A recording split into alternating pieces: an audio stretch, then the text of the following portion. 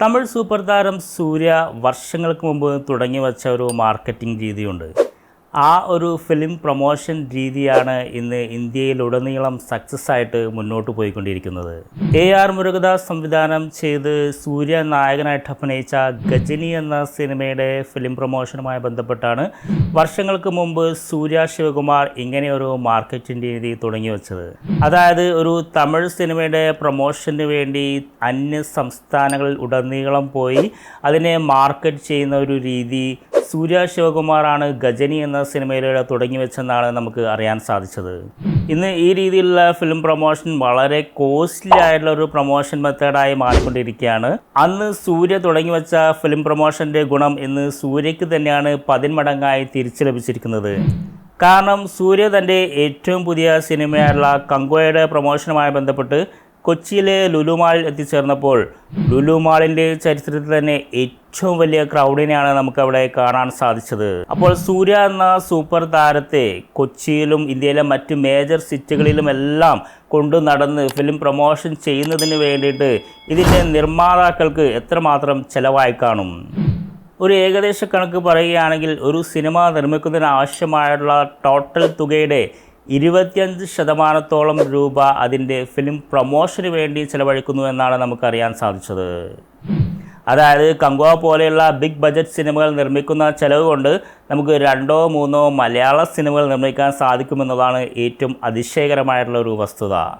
എന്നാൽ ഇത്രയും അധികം കോടികൾ സിനിമകളുടെ പ്രൊമോഷന് വേണ്ടി മാത്രം ചിലവഴിച്ചിട്ട് അതിൻ്റെ റിസൾട്ട് ഈ സിനിമ റിലീസാകുമ്പോൾ ഉണ്ടാകാറുണ്ടോ?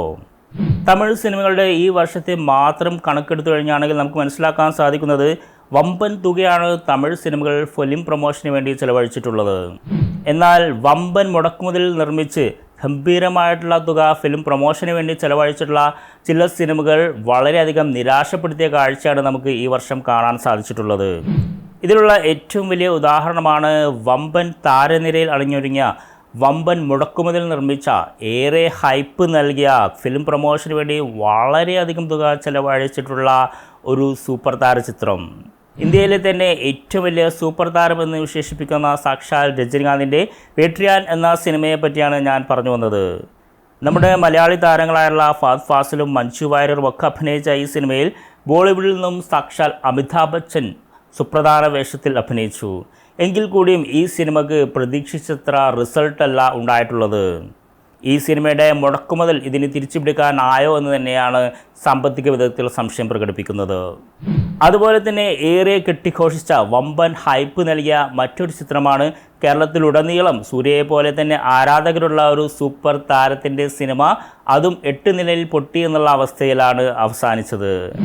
ഞാൻ പറഞ്ഞു വന്നത് തലപ്പതി വിജയ് നായകനായിട്ടുള്ള ഗ്രേറ്റസ്റ്റ് ഓഫ് ഓൾ ടൈം എന്ന സിനിമയെ പറ്റിയാണ്. വമ്പൻ ഹൈപ്പാണ് ഈ സിനിമ പ്രേക്ഷകർക്കിടയിൽ ഉണ്ടാക്കിയിട്ടുള്ളത്. അതിഗംഭീരമായിട്ടുള്ള ഫിലിം പ്രൊമോഷൻ രീതികളാണ് ഈ സിനിമയ്ക്ക് വേണ്ടിയിട്ട് അവലംബിച്ചിട്ടുള്ളത്. എന്നിട്ടും ഈ സിനിമ വിജയ് ആരാധകരെ പോലും നിരാശപ്പെടുത്തി ഗംഭീരമായിട്ടുള്ള ഒരു പരാജയമായി മാറി. ഇതിനേക്കാളും വലിയ നിരാശയാണ് നമ്മൾ ഏറെ കാലം കാത്തുന്ന, ചുരുക്കി പറഞ്ഞാൽ ഒരു 10 വർഷത്തോളം അല്ലെങ്കിൽ ഒരു ദശാബ്ദത്തോളം നമ്മൾ കാത്തിരുന്ന ഒരു സിനിമ റിലീസായപ്പോൾ ഉണ്ടായിട്ടുള്ള അനുഭവം. ഇന്ത്യൻ സിനിമയുടെ തന്നെ സ്പീൽബർഗ് എന്ന് വിശേഷിപ്പിക്കാവുന്ന ശങ്കറിൻ്റെ സൂപ്പർ ഹിറ്റ് സിനിമയുടെ 2ാം ഭാഗം ഏകദേശം 10 വർഷത്തോളം നമ്മൾ കാത്തിരുന്നു. ആ സിനിമ റിലീസായപ്പോൾ അത് 8 നിലയിൽ പൊട്ടിയ അവസ്ഥ തന്നെയായിരുന്നു. ഞാൻ പറഞ്ഞു വന്നത് ഉലകനായകൻ കമൽഹാസൻ നായകനായിട്ടുള്ള ഇന്ത്യൻ എന്ന സിനിമയുടെ 2ാം ഭാഗത്തെക്കുറിച്ചാണ്. ഈ സിനിമയുടെ സ്ക്രിപ്റ്റ് വളരെയധികം ലാഗായിരുന്നു, വളരെയധികം ഔട്ട്ഡേറ്റഡ് ആയിരുന്നു എന്നൊക്കെ പറഞ്ഞ് ആദ്യ ദിവസങ്ങളിൽ തന്നെ ഈ സിനിമയെപ്പറ്റി നെഗറ്റീവ് റിവ്യൂസാണ് വന്നുകൊണ്ടിരുന്നത്. അതുകൊണ്ട് തന്നെ ഉലകനായകൻ ഫാൻസ് പോലും ആ സിനിമ കാണാൻ പോയില്ല എന്നാണ് അറിയാൻ സാധിച്ചത്. അപ്പോൾ ഈ 3 സൂപ്പർ താരങ്ങളുടെയും സിനിമകളുടെ റിസൾട്ട് നമുക്ക് നൽകുന്ന സൂചന എന്തെന്ന് വെച്ച് കഴിഞ്ഞാണെങ്കിൽ വമ്പൻ മുടക്കുമുതലിൽ സിനിമ നിർമ്മിച്ചതുകൊണ്ടോ അതിഗംഭീരമായിട്ടുള്ള ഫിലിം പ്രൊമോഷൻ നടത്തിയതുകൊണ്ടോ പ്രേക്ഷകർ ആ സിനിമ സ്വീകരിക്കണമെന്നില്ല. എന്നാൽ സൂര്യ നായകനായിട്ടുള്ള കങ്കുവ എന്ന സിനിമ നമുക്ക് ഏറെ പ്രതീക്ഷകളാണ് നൽകുന്നത്. കാരണം ഈ സിനിമയ്ക്ക് ഒരു ഉന്നത നിലവാരമുണ്ടെന്ന് ഇതിൻ്റെ ട്രെയിലറിൽ തന്നെ നമുക്ക് മനസ്സിലാക്കാൻ സാധിക്കും.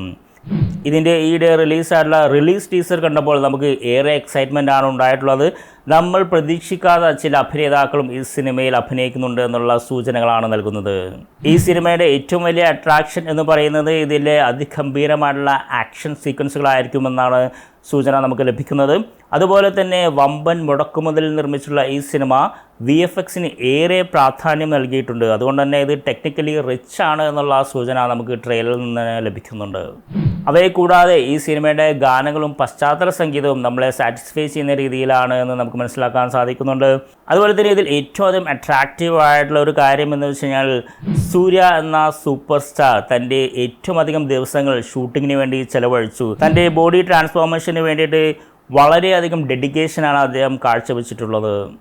അപ്പോൾ ഇത്രയും അധികം ഡെഡിക്കേറ്റഡ് ആയിട്ട് ഇത്രയും അധികം ദിവസങ്ങൾ സിനിമയ്ക്ക് വേണ്ടി ചിലവഴിച്ച് വരുന്ന ആ ഒരു സിനിമയുടെ റിസൾട്ട് അത് പൂർണ്ണമായിട്ടും നിങ്ങളെ എല്ലാവരും ഇഷ്ടപ്പെടുത്തുമെന്ന് അദ്ദേഹം പ്രൊമോഷനുമായി ബന്ധപ്പെട്ട് കൊച്ചിയിലെ ലുലുമാളിൽ തന്നെ പറയുകയും ചെയ്തു.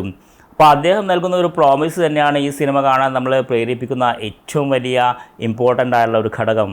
എന്ന് തന്നെയാണ് വളരെയധികം തവണ റിലീസ് ചെയ്ത് മാറ്റി ഒരു ദിവാലി റിലീസ് അല്ലെങ്കിൽ നമുക്ക് മറ്റൊരു ദിവാലി സമ്മാനിച്ചുകൊണ്ടാണ് നവംബർ 14 കങ്കുവ തിയേറ്ററുകൾ റിലീസാവുന്നത്.